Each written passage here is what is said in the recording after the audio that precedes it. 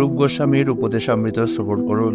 আমাদের ভক্তি জীবন যাতে আরো সুন্দর হয়, তার জন্য রূপ গোস্বামী আমাদের 11টি শ্লোক দিয়েছেন।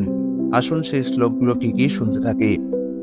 যে ব্যক্তি বাক্যের বেগ, ক্রোধের বেগ, জিহার বেগ, মনের বেগ, উদর এবং উপস্থের বেগ, এই 6 বেগকে দমন করতে সমর্থ, তিনি সমগ্র পৃথিবী শাসন করতে পারেন।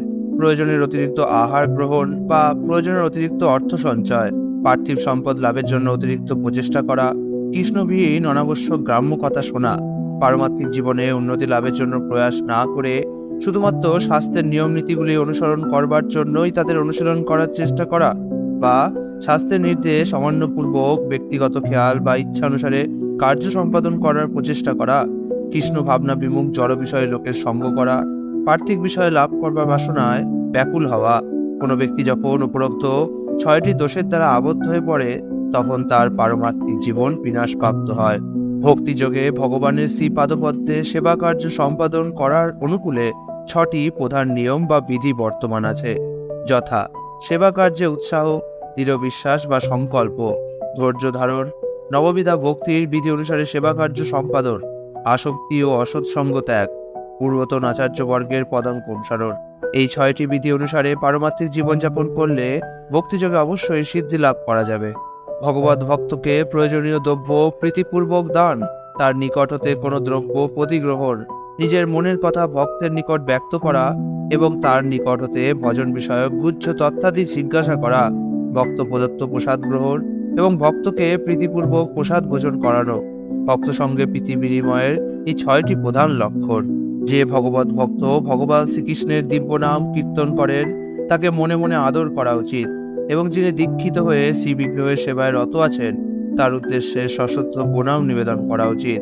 আর যে শুদ্ধ ভক্ত নিরন্তর ভগবত ভজনে প্রকৃত উন্নত, যার হৃদয় অন্যের নিন্দাদি হতে সম্পূর্ণ মুক্ত, তার সঙ্গ করা উচিত এবং তার অনুগত হয়ে তার সেবা করা উচিত। একজন শুদ্ধ ভক্ত, যিনি তার স্বরূপে অধিষ্ঠিত হয়েছেন, অর্থাৎ শুদ্ধ ভগবত চেতনা লাভ করেছেন, তিনি প্রাকৃত দৃষ্টিতে কোনো কিছু দর্শন করেন না। এরূপ ভক্তকেও প্রাকৃত দৃষ্টিতে বিচার করা উচিত নয়। আপাত দৃষ্টিতে কোনো শুদ্ধ ভক্তকে নিচক, কুলোদ্ভব, কুৎসিত, বিকলাঙ্গ বা রোগগ্রস্ত বলে মনে হলেও তাকে উপেক্ষা করা উচিত নয়। এবং যদিও সাধারণ দৃষ্টিতে তার সেই দৈহিক ত্রুটি বিচ্যুতিগুলি থাকতে পারে, কিন্তু শুদ্ধ ভক্ত কখনো তার দ্বারা কলুষিত হয়ে পড়েন না। এটা ঠিক গঙ্গা জলের মতো। গঙ্গা জল যেমন কখনো কখনো বুদবুদ, ফেনা বা কাদা বা পাকের দ্বারা ঘোলা হয়ে যায়, কিন্তু তা বলে গঙ্গার জল অপবিত্র হয় না। তেমনি যারা পারমার্থিক জীবনে উন্নত, তারা গঙ্গা জলের গুণাগুণ বিচার না করেই পবিত্রতা লাভ করবার জন্য সেই জলে স্নান করে থাকেন। ভগবান শ্রীকৃষ্ণের পবিত্র নাম, গুণ, লীলাদি এবং কর্মসমূহ দিব্য মধুর রসে রসান্বিত।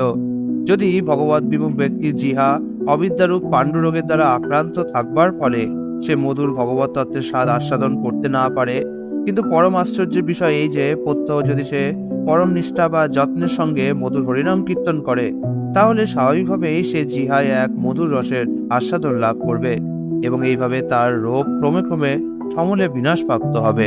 সমগ্র উপদেশ সমূহের সারাংশ হল এই যে প্রত্যেকের উচিত শ্রী ভগবানের দিব্য নাম, রূপ, গুণ, লীলা আদি উত্তম রূপে নিরন্তর কীর্তন ও স্মরণ করে সময়ের সদ্ব্যবহার করা উচিত।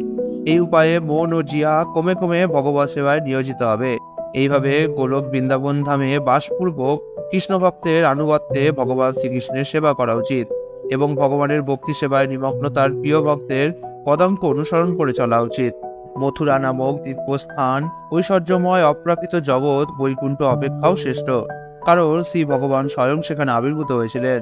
আবার বৃন্দাবনের অরণ্য মথুরা মণ্ডল অপেক্ষাও শ্রেষ্ঠ, কারণ ভগবান শ্রীকৃষ্ণ সেখানে রাসলীলায় অংশগ্রহণ করেছিলেন।